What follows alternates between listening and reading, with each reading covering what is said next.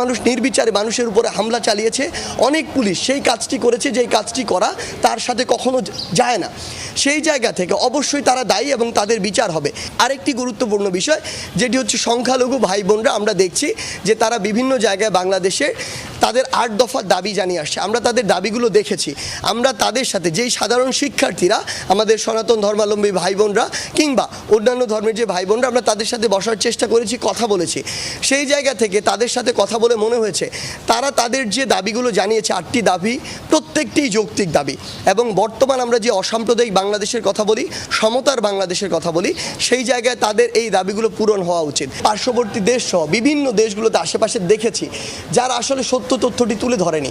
ওই জায়গা থেকে আমরা দেখেছি যে তারা তাদের এই তথ্যগুলোকে একদম বিকৃত করে উপস্থাপন করেছে। আমাদের প্রবাসী ভাইরা আসলে আমাদেরকে সমর্থন দিয়ে তাদের যে রেমিটেন্স পাঠানোটি সেটি বন্ধ করেছিল। আমরা তাদেরকে এখন অনুরোধ জানাবো, আমাদের যে অন্তর্বর্তীকালীন সরকার সেটি দায়িত্ব নিয়েছে, এখন আমাদের দেশ গঠন করতে হবে, অর্থনৈতিক স্থিতিশীলতা ফিরিয়ে আনতে হবে। এই জন্য সবার নিজের জায়গা থেকে যতটুকু প্রয়োজন এবং যতটুকু সামর্থ্য রয়েছে আমরা যেন লিগ্যাল ওয়েতে আমাদের যে রেমিটেন্সটি সেটি দেশে পাঠাই।